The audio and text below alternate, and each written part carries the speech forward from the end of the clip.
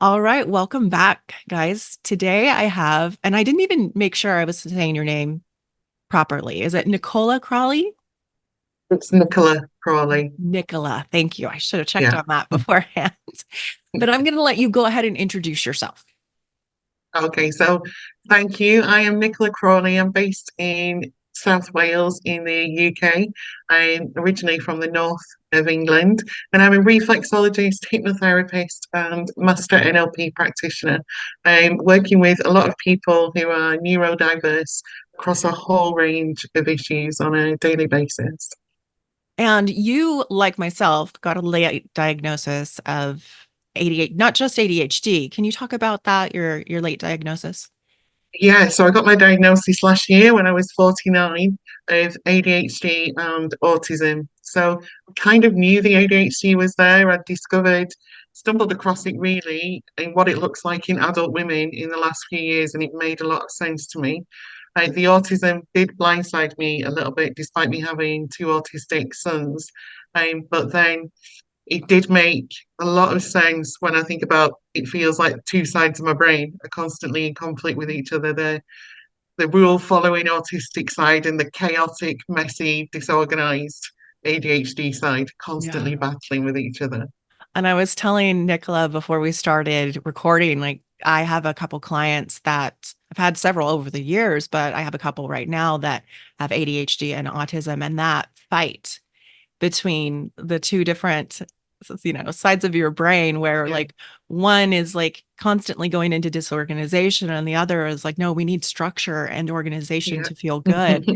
And among a lot of other things that come up with that. But I one thing that I really want to talk about that we both work a lot around is limiting beliefs.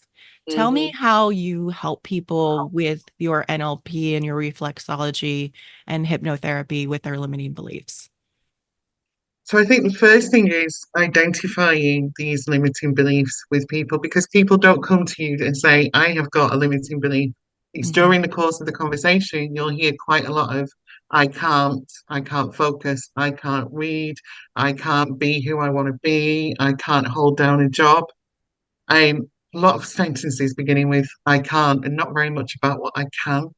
So looking at the limiting belief for me with the work that I do is about looking at if it's there all the time or if it's just there some of the time.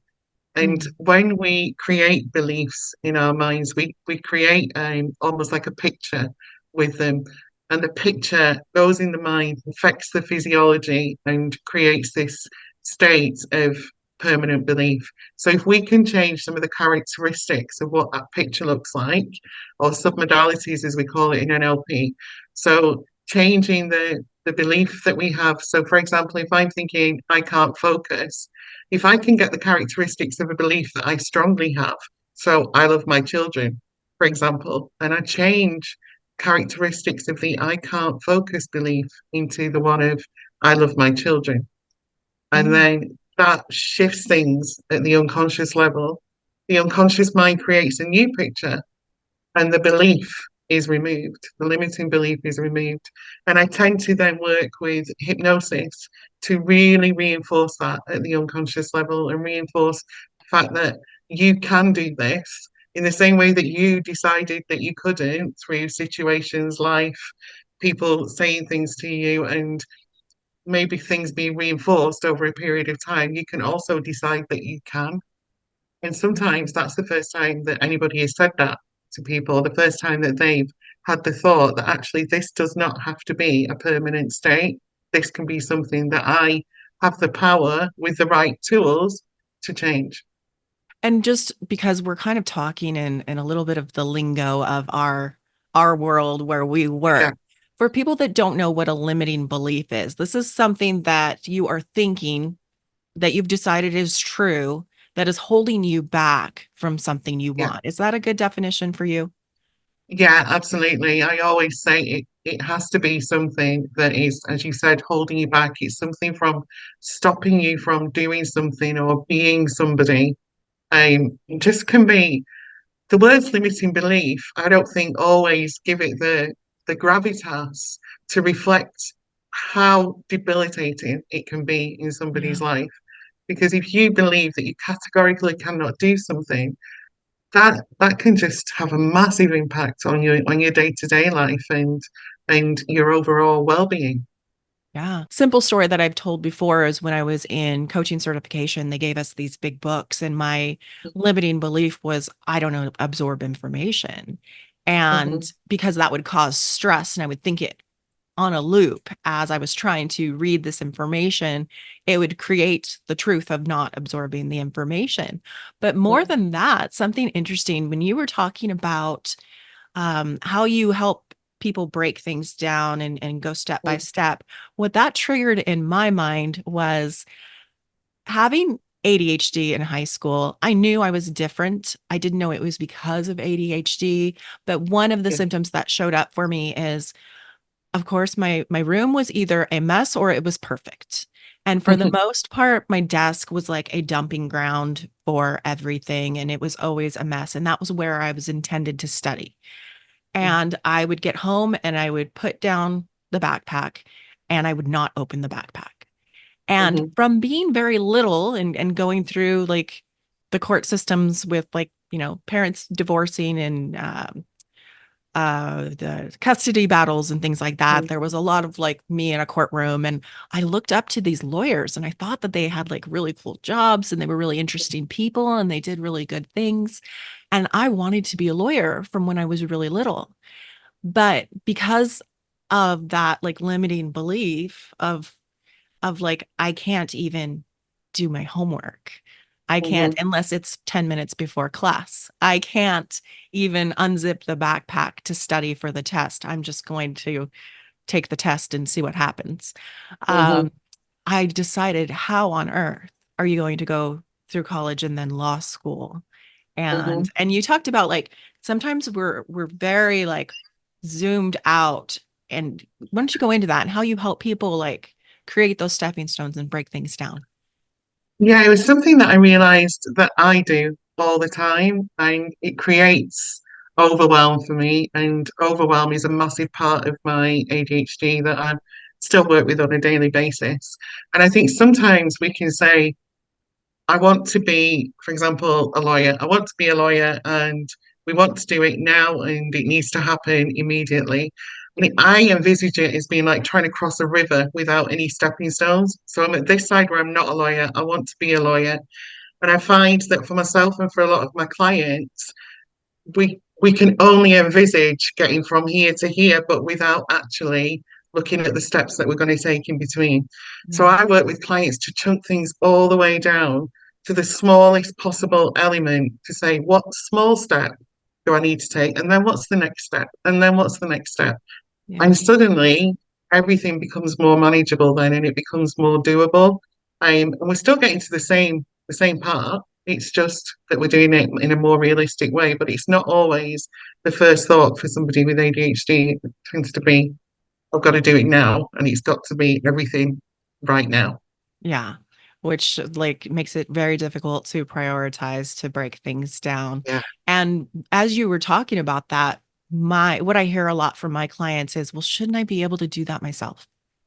yeah. Like they think that they shouldn't have to have somebody else help them break those Hmm. things down. And I'm like, no, of course you shouldn't have to do that yourself. Like you've tried that. And it's Hmm. just because, certain executive function skills are, not where they maybe need to be, that it's Hmm. difficult for you to do these things. And that doesn't mean anything's wrong with you. It just means you need to either build up tools and resources or get help through Hmm. people. And so Yeah. that's And I something. think executive functioning skills is probably the bit that we as people with ADHD can sometimes feel the most shame about because anybody who's neurotypical looking in would be like, well, why can you just need to do this or you just need to do that. Some of my Just do struggles it. have been with, yeah, being with managing money. I really, really struggle with the budgeting side and getting, well, I guess I like the dopamine hits from spending money that just comes in. So and I was speaking to my mum about it, and she was like, "Why can you? It's so easy. It's so straightforward. You just manage it. It just comes in and it goes out, and you work out what's left." And I actually said to her because she was so confused, and I said, "Mum, I could have a conversation with you in fluent French. and I would know exactly what I'm saying, and you would have no clue. When you're speaking to me about managing money and about being organized and about just starting a project and, more to the point, completing a project, you might as well be speaking in a completely foreign language to me because it just does not make sense. Oh, you would love the person that I interviewed yesterday because Yeah, works with ADHD people and money. And we had a really fun conversation. So you'll have to look for that one.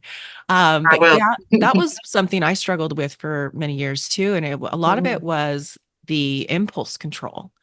Yeah. And then also seeking emotions, like you talked about, like the dopamine hit. Hmm. And once I learned to deal with the impulse issue, and basically I talked about this on the episode with her too, but the way I help people with impulse control is we have to not answer the impulse enough times that Mm. it no longer becomes a problem.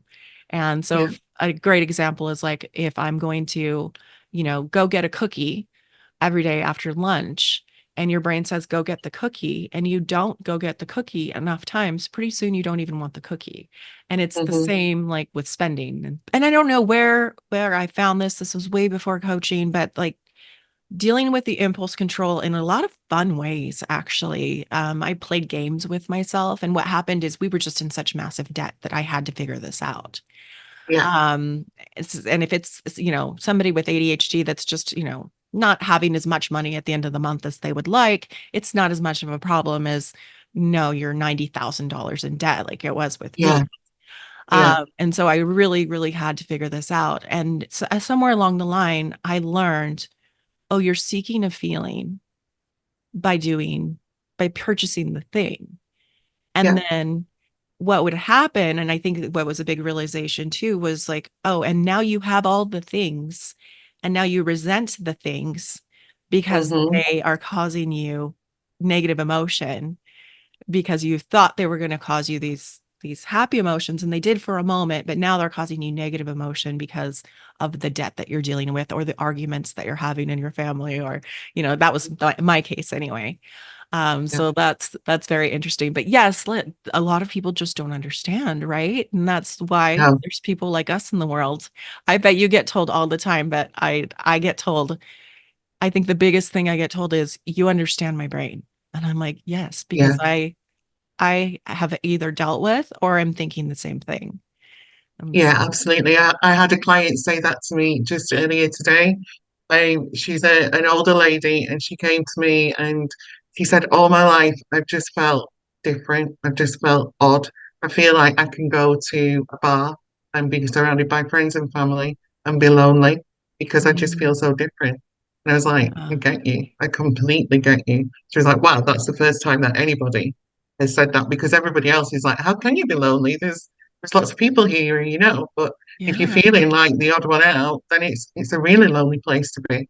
absolutely. Absolutely. Okay. One thing that we talked about earlier was, and this goes along with the limiting beliefs Mm, and goes along with, like, for example, my limiting belief, if I don't know, absorb information, the mm, clutter that happens in your mind is something that you help people with, and mhm. calming them down. Can you talk about that? Yeah. So, as well as helping people with their limiting beliefs, I find that being able to focus is one of the biggest limiting beliefs that people come to me with. And they will say, I can't focus. And sometimes it can be, number one, they've got the belief that they can't. So anytime anybody asks them to do it, that's the instant reaction is, no, I can't. So if you think that, then guess what? You can't. But also it can be because your mind is just so busy. So I like to teach people techniques to quieten the mind. And I think some people come to this from a point of, I can't quieten my mind. I have ADHD, it's constantly going. And they expect to be almost like Buddhist monks who have spent years practicing on a mountain to have total silence.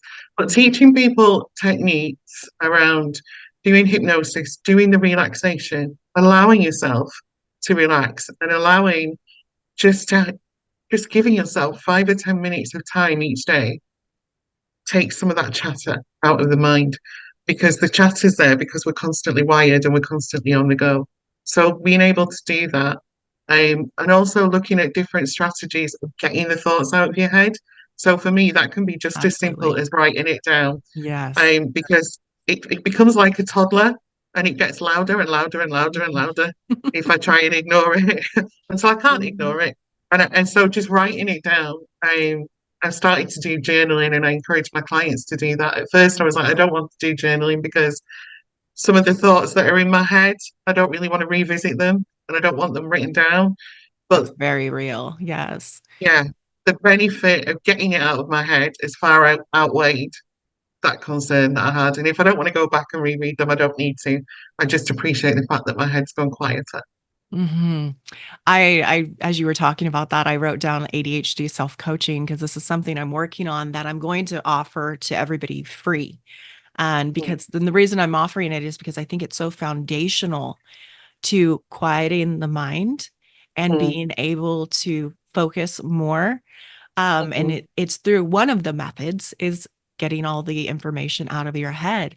But it is Yeah. very real that sometimes people will resist coaching themselves Hmm. because it's too scary to go into that thought process. And what I tell people is, I don't care if you burn it. I don't care if you Mm, shred it. I don't care what you do with it, but you need to get it out of your mind. And then with my self-coaching process, there's also a process, and I'm sure with your work too, of like questioning that thought. mhm, Like, what else mhm, is true? Or how is this not true? Or how, mhm. if this is true, what does that mean? And Yeah.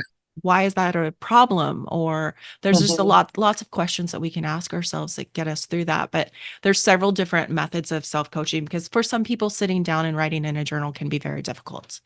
And mm, so mhm. there are some methods where we can like do things much faster and do Yeah. things on the go that are also going to be in that process. So I'm excited that that's coming.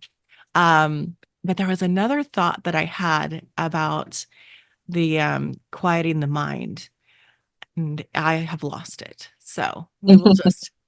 So I work mostly with professionals and entrepreneurs. And Mm. what would you say from the work that you do, like what would they need to know?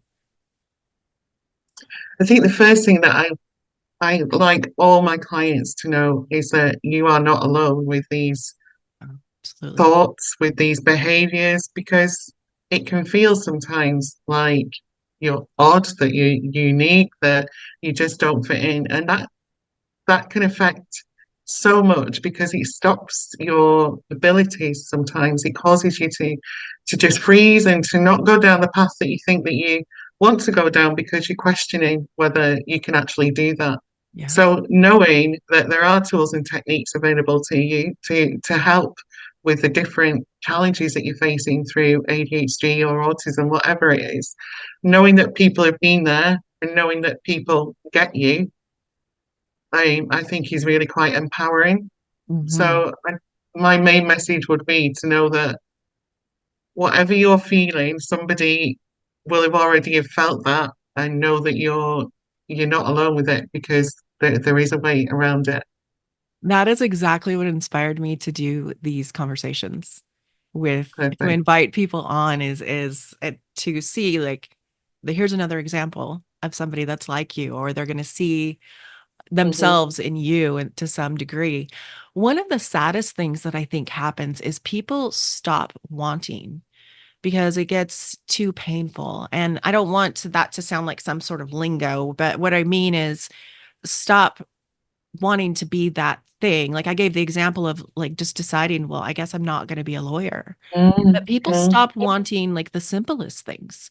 Like they Hmm. stop wanting to, feel comfortable in their morning routine, or to have a tidy house, or to go out with friends, or to they stop wanting like the simplest things, and that can cause loneliness and cause anxiety and depression and all kinds of problems. But it's because they have tried and failed so many times without the tools that they Yeah. stop wanting. Does that bring up anything for you? Yeah, and I think I'd got to the point where I was beginning to think, can I actually do my business? Because when I'm doing the therapies that I do, I know that I'm good at it and I know that I get results. But I Mhm. come from a background in corporate world where I was operating at a senior level, where people did my marketing, people did my budgeting, people did all of the administrative tasks that I completely struggle with. And there'd be days where I would sit for an hour just even thinking about what I needed to put on social media. And then when I'd got the concept, it would take me a full day to create it. And we touched on perfectionism before. It had to be completely perfect. I Mhm. didn't want it to go out to the world then because of the fear of rejection and people going, who does she think she is? Because rejection forms a massive part of my ADHD for me. And more recently, I have been lucky enough to be able to employ an assistant, and my assistant has been my godsend. And for me, Me that was too. accepting that sometimes, yeah, sometimes we can't do everything. We're not Yeah. superhuman. And sometimes all that we need is some help to say, I can't do this, but somebody else can, and they might actually love doing it. And then suddenly there's this new vitality and like breath of fresh air that's come into my business. And I've seen my business grow and grow and grow as a result of saying, I need help and I can't do this. Yeah. Yeah, I completely agree about the getting help. Mm, Like the consistency that my audience sees from me about showing up on YouTube every week and showing up on the podcast every week yeah, is because I got an editor and an assistant. yeah. And it made all the difference. And Mhm, so like and there are programs in the UK, I know from working with clients in the UK, mhm, where through government funds you can yeah. hire assistants or Yeah, aides. for people in the UK, that's where I got mine from. For Yeah, people in the UK, it's called Access to Work. And exactly. it is just, yeah, it's looking at what does your disability, as they will refer to it, what does your disability prevent you from doing? What do you need support with? And and that was what my ADHD prevented me from doing. So we are very, very lucky to have that. And like I said, it's been life changing for me. And it takes some time and it takes some paperwork, but if you're in the Yeah, UK, definitely look into access to work. It's the very cool thing. But yeah, if you maybe don't have that opportunity, maybe you're at a point in your business or in your career where you're having to do everything yourself. You don't have to do everything. You can mm, do just what you can do. It's so funny. He's a coach certified through the same school as me. His name is Chris Hale. And I had him on just a few episodes ago. And I asked him, and I don't know if I asked him on air, so I can talk about it here in case I didn't. But I'm like, how are you so amazing with your social media? Because mm, that's something I kind of struggle with. And he goes, I'm not. He goes, mm, I'm actually really inconsistent with my social media. And I'm like, it looks like you're showing up all the time. And he goes, mm. no, I just do it when I feel like doing it. I do it when I keep it fun for me.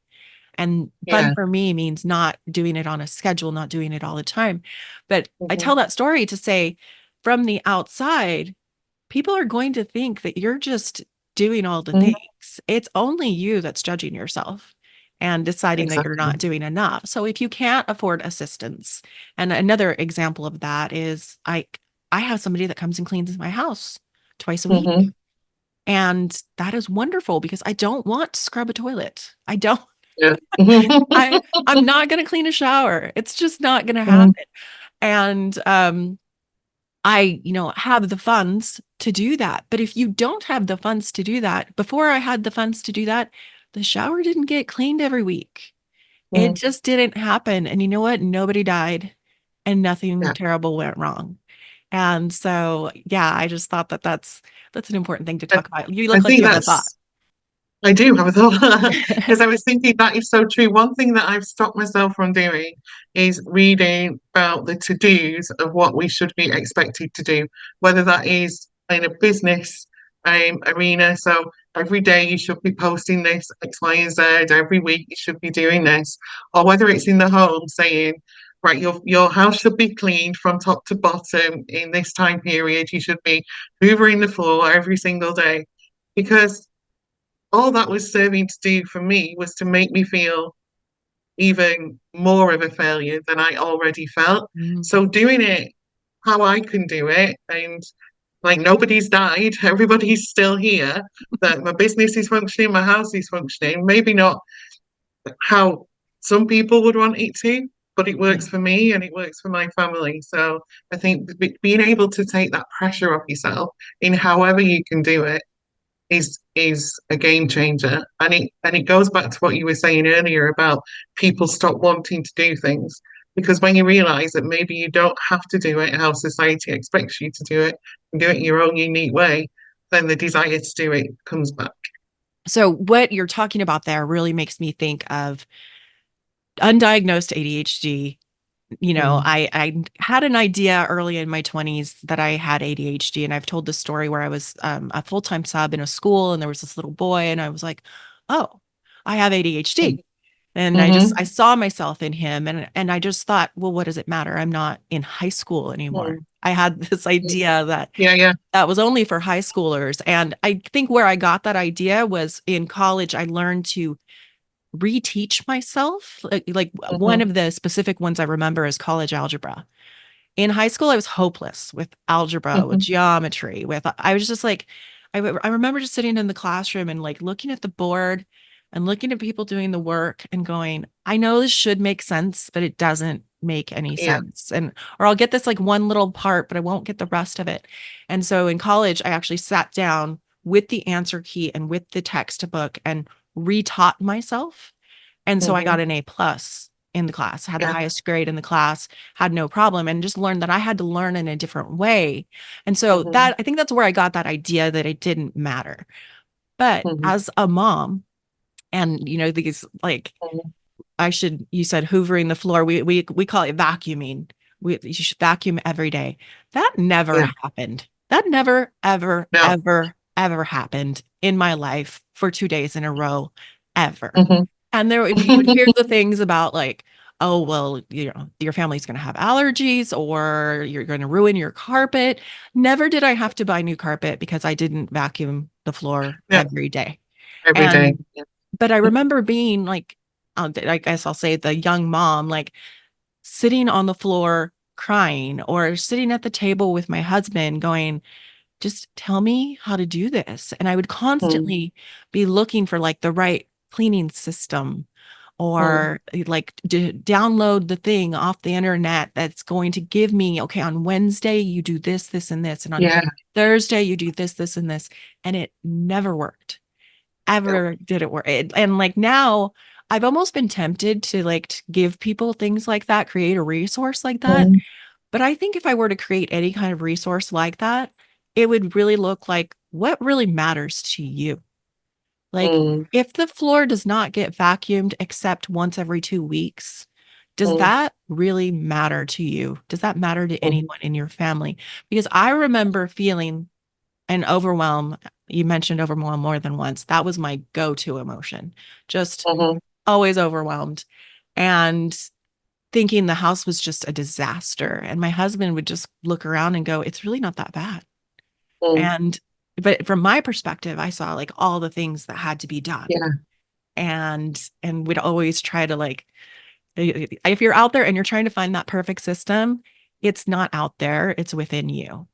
Like, Yeah. Yeah. does I it like that. matter if the shower gets cleaned? How about we just clean the shower when it looks dirty? Like, Mm, I mhm. know some people might be hearing this and be horrified, but I'm like, no, Yeah. it really, some of this stuff really does not matter. So, No. but to your point of like, let's stop looking at what people think we should Mm, be doing yeah. and just decide what matters to us most. So, Yeah. And it's interesting you should talk about that because I was just only in the last couple of days looking at some research. I talk a lot about postnatal depression, mm, and since being diagnosed with ADHD, it's made more sense to me that this could be something to do with estrogen levels postpartum. And there's lots of studies now looking at the prevalence of ADHD with postpartum depression. And one of the things that people are saying that could trigger it is the fact that we put so much pressure on ourselves to yeah. be this perfect mother and to do everything as per the books. And babies are not born with rule books; they don't understand. But we feel like we're under. I always describe it as feeling, even now, sometimes with ADHD, is like being under a microscope. Mm, So we put on ourselves under so much pressure. I should be doing this, and my baby should be doing this, and I've already failed. That yeah, that's one of the main reasons for the prevalence of ADHD and postnatal depression. Very interesting. Very interesting. All right. Well, I want to give us time for you to tell people where they can find you, how they can connect with you, any resources that you might have. So go ahead and do that. Thank you. So you can find me at the moment. My website is being rebuilt because I've just rebranded. Again, because now I've got the organization to help me to do that when it's been something that's been on the back burner for a long time because it had to be perfect.